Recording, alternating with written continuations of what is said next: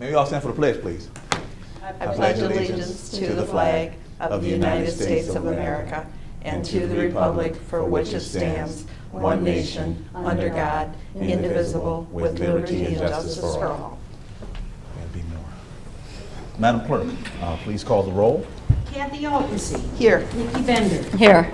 And Joy is not here, and Melinda Cook said she may be delayed or not come because she's stuck in Rockford. Okay. Patrick Sellers.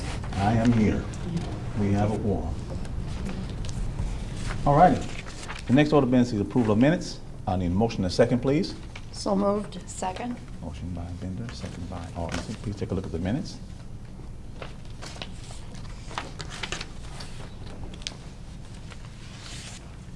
Kathy, have you been getting my emails now? Yep. Thank you.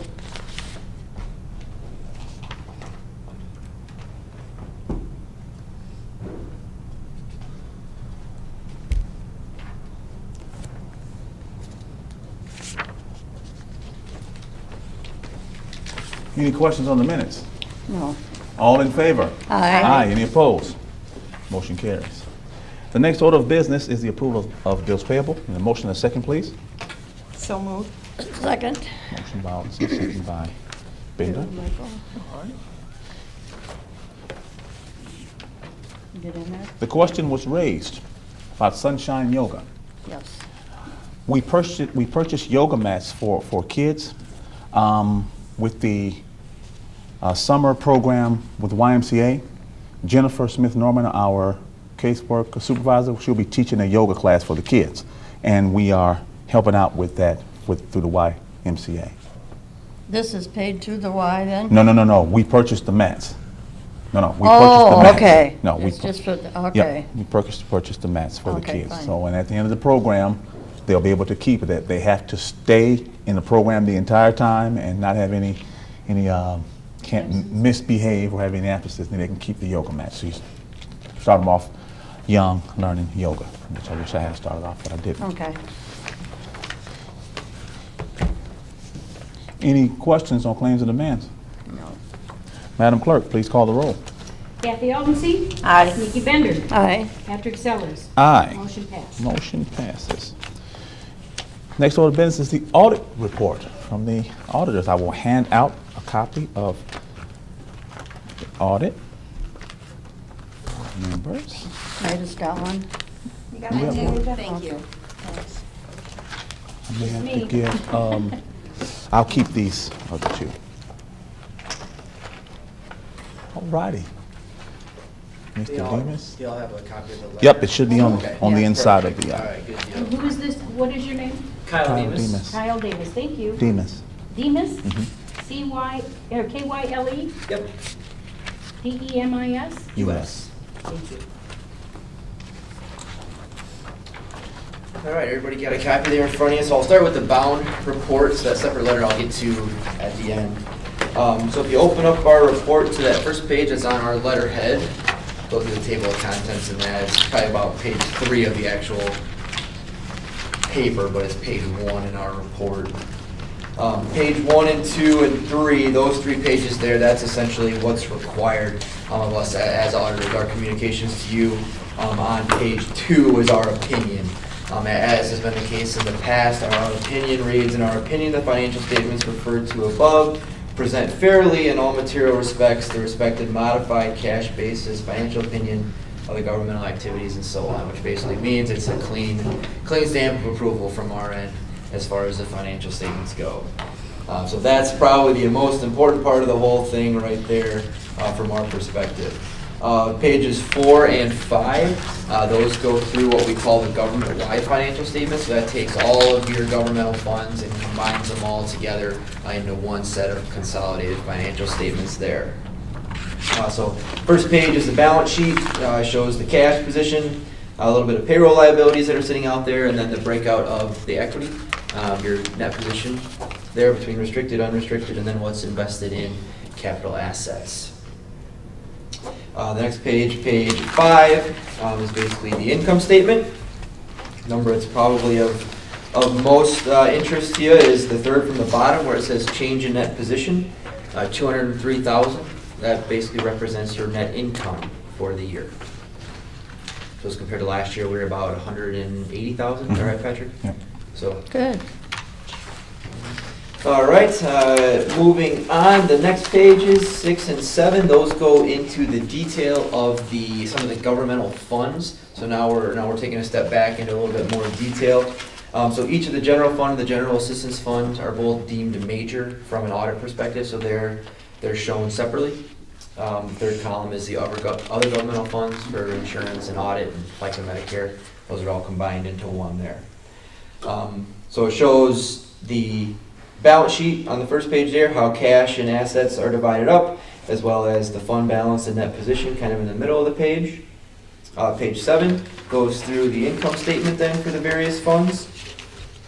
If you look at third line from the bottom on page 7, where it says change in fund balance, again, that's kind of an indicator of income for the year.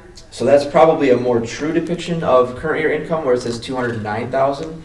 The only difference between that and the number from previously was depreciation. So there's a reconciliation of that actually on the following page that shows the net income between the two, and that the difference is just non-cash depreciation on the assets that you have. Any questions up to there? No? All right. The next several pages are pretty standard wording, all required footnotes that we have in there, but nothing that's really changed from probably the last several years. Page 16, one item that's been kind of a point of concern in the past has been deposits being uncollateralized to the bank. This year, I think last year too, we had that issue resolved with the bank where now all deposits on hand are collateralized by securities. So in the event the bank goes belly up, all the deposits are still secured from that. That's what that means. We did have an issue with that a couple years ago on the bank side that has been fixed since then. Kyle? Yeah. The collateralization, is that done by pledged securities on hold at the Federal Reserve Bank in Chicago? The securities that Fifth Third has is actually held by Bank of New York Mellon. But yes, the securities owned by Fifth Third that are held in custody by Bank of New York. Correct. All right, page 17 goes into a little detail of capital assets. Nothing really going on in that area other than the depreciation like I mentioned earlier. Footnote 4 does show a breakdown of the restricted net position. What that means is that those levies are for that specific purpose and that specific purpose only. So that's why they're shown as restricted in our financial statements. So it shows a breakout there of the funds and what those are to be used for there, about 2/3 of the way down the page. All right, we move forward. The next handful of pages is a whole lot of information on pension liability. Being modified cash, you're not in a full accrual entity, meaning we don't record those liabilities in the financial statements. Really, that's there more for reference than anything. Kind of in summation of the whole thing, basically what it says is the money that you have invested in IMRF, given all the actuaries' calculations, it says you're only $5,200 underfunded if you were to have to pay out all of your employees' IMRF through retirement at this point. So I can tell you from other governmental entities that we do in a much stronger position than some that we've seen in recent years. So certainly not in a bad position there.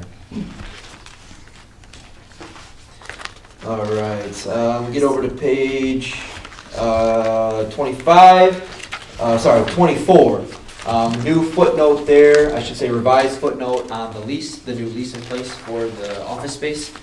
Used to be separated out between the assessor's and supervisor's office, and now it's obviously all combined into one, so we reflected that in our footnote there.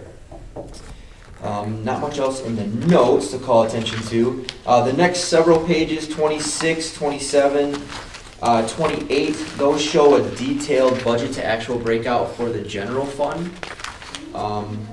If there's any questions on anything there, I'll defer to Liz on any of the detail in those accounts, so she'd be better suited to answer that. But her and I did go through and address any items that do show as over budget.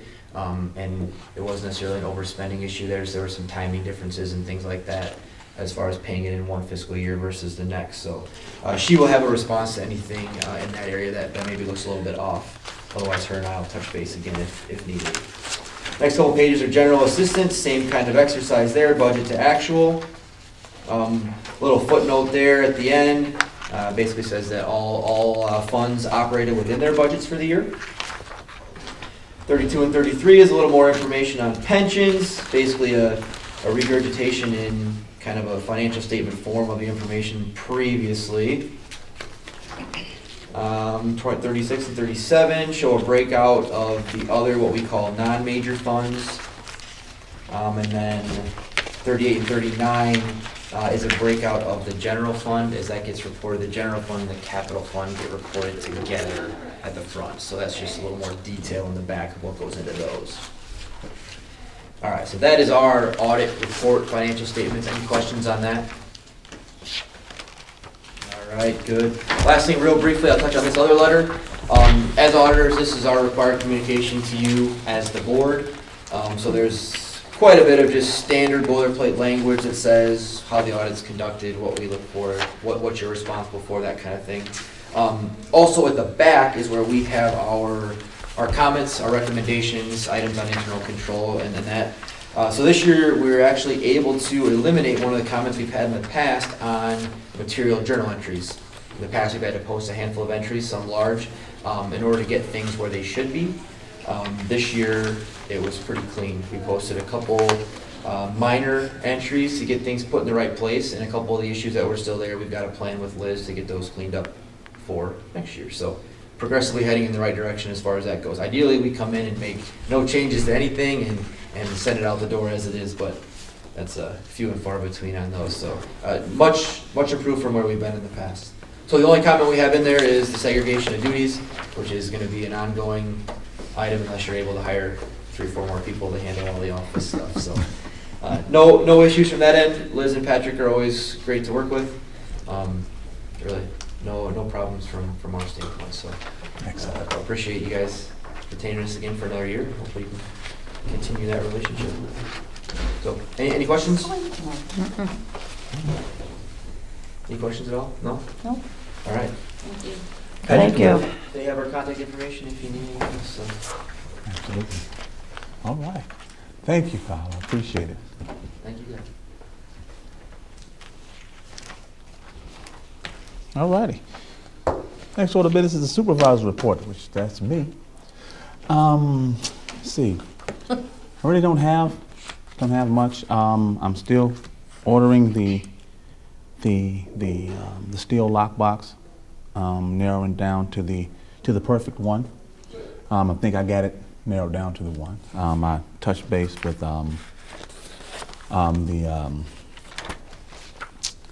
Mr. Knodel from Rockford about the deconstruction program.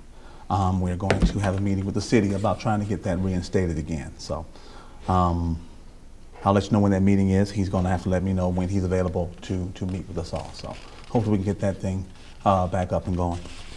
Let's see. That's pretty much it on my end.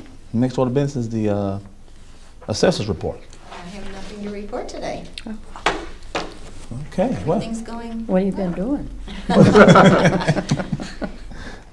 Okay, well, Working. the next order of business is trustees report. Trustees, Nothing. any public comments? Yeah. Public comments? No, okay. Any other business coming before the town? I'll entertain a motion to adjourn till July 16th, 2018. So moved. Second. All in favor? Aye. Any opposed? Meeting adjourned.